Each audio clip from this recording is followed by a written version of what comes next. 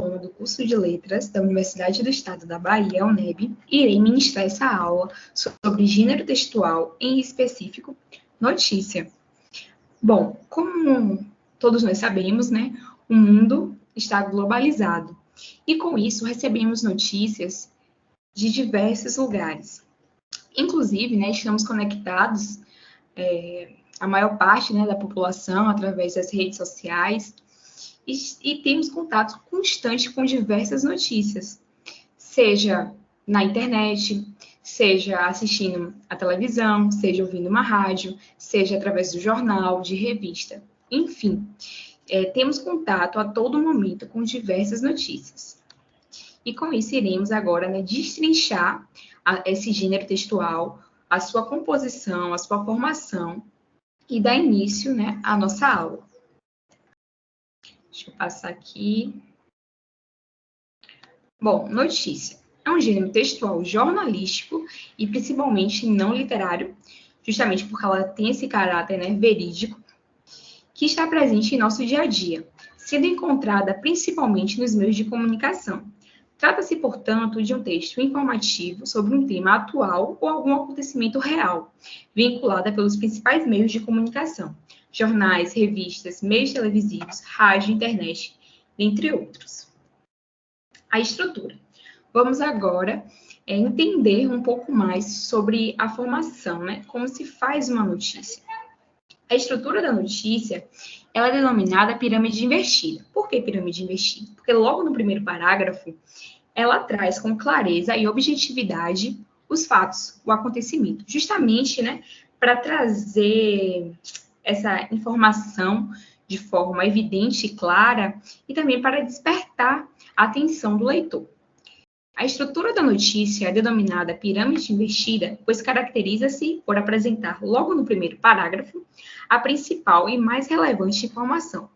Este primeiro parágrafo é chamado de lead, e nele são expostos os traços peculiares condizentes ao fato, buscando expor as informações básicas relacionadas às seguintes questões, aos seguintes questionamentos, né? Quem cometeu tal ato? O que? Como? Onde ocorreu tal acontecimento?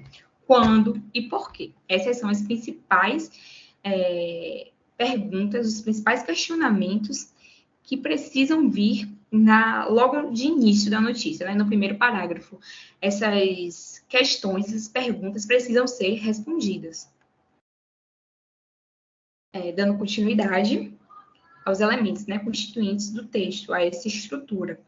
Que é a manchete, o título principal, temos o título auxiliar, o lead e o corpo do texto. A manchete ou o título principal geralmente é grafado de forma bastante evidente, né, justamente para chamar a atenção do leitor, para despertar essa curiosidade, para aguçar mesmo, né, instigar o leitor a ler aquela notícia.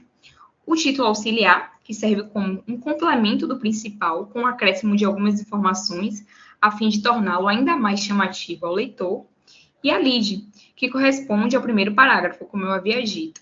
E nele são expostas as informações que mais despertam, né, a atenção do leitor. E para dar continuidade, né, nesse texto, ela busca responder, o lead ou a lead, ela busca responder esses questionamentos, quem, onde, o quê, para justamente levar para o leitor objetividade, clareza, esclarecer ali o que realmente aconteceu de fato, logo de início. E o corpo da notícia, né, que trata-se da informação propriamente dita, com a exposição mais detalhada dos acontecimentos mencionados. Ele vai destrinchar ali, vai caracterizar, né, tudo que foi exposto na lead, vai esmiuçar e detalhar, né? Após trazer as informações mais importantes no primeiro parágrafo, os parágrafos seguintes apresentam os outros acontecimentos, sempre em ordem decrescente de relevância. Isso é muito importante. As informações realmente necessárias para o entendimento dos fatos, tais como as personagens, o espaço e o tempo, são priorizadas. Notícia versus reportagem, né? Surge aí essa grande dúvida, porque os dois são textos, né, de caráter informativo, de caráter jornalístico, mas há uma grande diferença entre a notícia e a reportagem. Ainda que a notícia e a reportagem sejam textos jornalísticos, a notícia se difere da reportagem na medida que é um texto informativo e impessoal, sem teor opinativo, característico das reportagens. Além disso, as notícias não são textos assinados pelo autor, enquanto as reportagens apresentam o nome do repórter, dentre outras diferenças que podem surgir entre esses tipos de textos. Vale lembrar que a notícia ela apresenta um tema atual de modo inteiramente informativo, enquanto a reportagem ela aprofunda-se mais. E ela fala, né, sobre questões sociais, ela vai pegar um tema ali e vai aprofundar. E o autor ele vai imprimir sua opinião, ele vai buscar diversas referências para chegar a uma conclusão ali daquela reportagem. Enfim, e a notícia não, a notícia é mais rápida, mais clara, mais objetiva, não tem um teor pessoal, porque o autor ele não imprime, ele não vai imprimir o seu posicionamento, o que ele pensa sobre aquele fato, ele não vai interferir, né, na opinião do leitor, ele não vai conduzir aquela opinião. Apesar que há controvérsias nisso, né, porque a partir da nossa escolha lexical, a gente já está direcionando o nosso entendimento ali, dando aquela nossa opinião sobre o fato, mas não de forma evidente, como na reportagem. Os elementos constituintes do texto. Aqui podemos ver, né, a manchete, de olho no futuro, qualidade no ensino.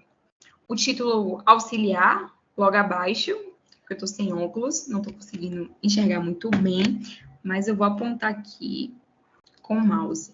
Aqui, né, o título auxiliar, o primeiro parágrafo, a lead, e logo em seguida, o corpo do texto. E a notícia também, normalmente, sempre vem, né, com algum outro elemento. No caso, o visual aí, a foto. Essa foto estampada na notícia. O sensacionalismo. O que é o sensacionalismo? É um estilo jornalístico caracterizado, né, pelo exagero, pelo intencional de um acontecimento, na divulgação e exploração de uma matéria, de modo a emocionar, comover ou escandalizar o público. É aquela coisa maçante, repetitiva, que bate na tecla ali diversas vezes sobre tal assunto. Nós podemos observar aqui, né, na Bahia, em Salvador, que temos diversos programas televisivos, principalmente de determinadas emissoras, que eles adoram esse tipo de jornalismo, né, o sensacionalismo, de ficar ali massacrando aquela notícia ali o tempo todo. E são notícias, assim, apelativas. Normalmente, eles abordam temas de miséria, de fome, de droga, violência, enfim. E ficam exagerando, né? Realmente é algo intencional. Como se fosse não. É um apelo para o público se comover ou se escandalizar, se revoltar, se indignar e ganhar, né, por consequência, a audiência. Notícias apelativas que se distanciam da objetividade e da imparcialidade são produzidas para um público popular. Eventos e assuntos são exibidos de maneira excessivamente exagerada, com a intenção de aumentar a audiência dos telespectadores ou dos leitores. Eu trouxe uma charge para ilustrar o sensacionalismo. Cobertura de tragédias. Será que daria para a senhora chorar olhando para a câmera? Podemos ver aí, né? Evidentemente, que tem uma senhora, uma mulher triste, chorando. Provavelmente ela deve ter passado por alguma perca, por algum acontecimento muito triste. E ainda assim, o repórter não respeita esse momento da senhora. Ele vai lá e pede para ela chorar, né? Olhando para a câmera. Justamente para quê? Para dar audiência. Explorando ali aquele momento de tristeza para tirar algum proveito. As fake news. O que são as fake news? São notícias falsas, né, que estão circulando nas mídias, principalmente na internet, né, que não tem um acompanhamento ali, uma validação, não tem uma fonte específica, né, dependendo da notícia, porque é claro que tem sites extremamente confiáveis que a gente pode acessar e ficar por dentro das notícias. Fake news são notícias falsas publicadas por veículos de comunicação como se fossem informações reais. Esse tipo de texto, em sua maior parte, é feito e divulgado com o objetivo de legitimar um ponto de vista ou prejudicar uma pessoa ou um grupo. Normalmente, né, a gente vê as fake news querendo persuadir, querendo impor sua opinião de forma não assim direta, mas conduzindo aquele leitor a tomar aquele partido, a tomar aquele posicionamento, a querer acreditar realmente que aquele fato é verdade. Eles têm um grande poder viral, isto é, espalham-se rapidamente. As informações falsas apelam para o emocional do leitor/espectador, fazendo com que as pessoas consumam material noticioso sem confirmar se é verdade seu conteúdo. As fake news, geralmente, elas vêm com títulos bastante chamativos, exagerados, já escandalizados. E as pessoas, elas se comovem primeiro e esquecem, né, de olhar a veracidade do fato, de pesquisar a fonte, de realmente investigar para ver se aquele material é verdade, enfim. Portanto, também, quando a gente desconfia de uma fake news, não é interessante passar essa notícia adiante, justamente para não criar, né, não fomentar esse poder viral que ela tem. Aí eu trouxe aqui algumas notícias que nós vamos validar, né? Saber se ela é fato ou se é fake. Adélio Bispo de Oliveira, homem que tentou matar Bolsonaro, é filiado ao PT. Temos aí a manchete, o título principal, e logo em seguida o título auxiliar. Adélio Bispo de Oliveira, acusado de esfaquear o candidato Jair Bolsonaro, do PSL, em Juiz de Fora, Minas Gerais, é filiado ao PT e aparece em um comício ao lado de Lula. Essa notícia, né, viralizou na época das eleições, quando o atual presidente tomou uma facada, né? E essa imagem, ela mostra o suspeito, Adélio Bispo, de ter, né, esfaqueado o presidente, enfim. Essa imagem, ela foi compartilhada milhares de vezes em redes sociais, desde setembro de 2018. Tá Adélio em um comício aí com o ex-presidente Lula. E essa notícia, podemos observar que ela não tem uma fonte. E claramente se trata de uma montagem. Então, ela não tem como ser fato. Ela é fake. Mensagens de bom dia no WhatsApp escondem códigos para hackear celulares. As imagens compartilhadas escondem um código utilizado para invalidar o sistema dos smartphones. As imagens extraídas da página Mensagens de Bom Dia foram criadas por criminosos que, ao compartilhá-la, conseguem ter acesso aos dados pessoais de usuários de celulares Android e iOS. Bom, pessoal, essa notícia, ela tem características de uma notícia verdadeira ou falsa? Vocês acham mesmo que uma mensagem de bom dia tem esse poder, né, de hackear os nossos celulares? Essa notícia, ela é fake. Juiz usa carro e piano apreendidos de Eike Batista. Ele também é suspeito pelo sumiço de 116 mil. Essa notícia, ela, infelizmente, ela é verdadeira. Isso ocorreu. Ela é fato. E para vocês verificarem a validade, né, a veracidade dessa notícia, tem aí a fonte, se quiserem acessar. Como identificar a veracidade de uma notícia? Não leia só o título. É comum que conteúdos falsos sejam publicados com títulos sem relação com o texto ou que manipulem as informações.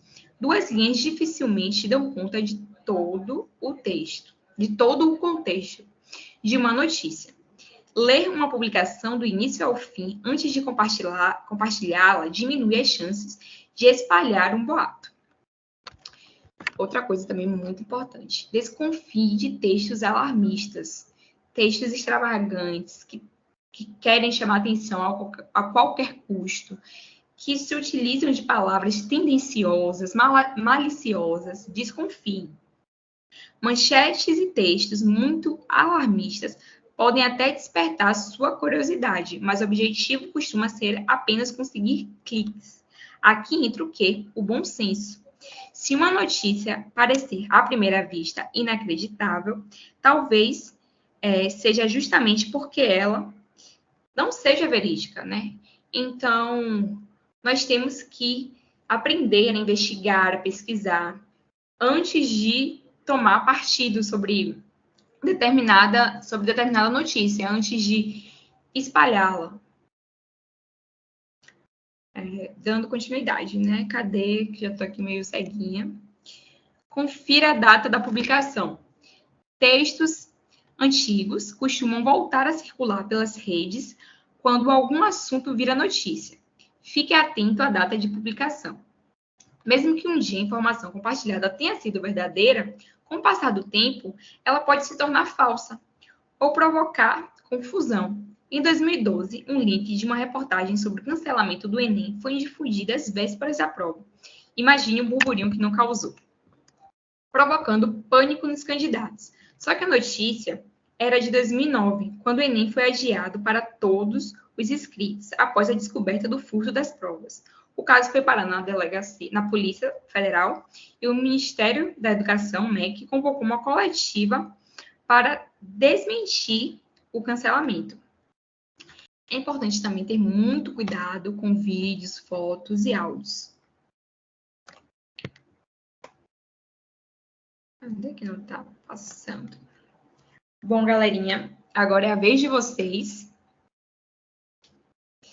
Trouxe aqui algumas imagens, 2 grupos de imagens, e eu sugiro que vocês criem uma notícia.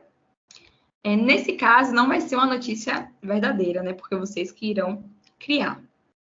E eu quero que vocês adicionem os elementos da notícia, que sigam passo a passo e construam uma notícia bem legal, criativa, relacionada a esses 2 grupos de imagens. E é isso. Finalizo aqui a minha aula. Espero que tenham gostado. Como eu parar a apresentação. 21 e 36.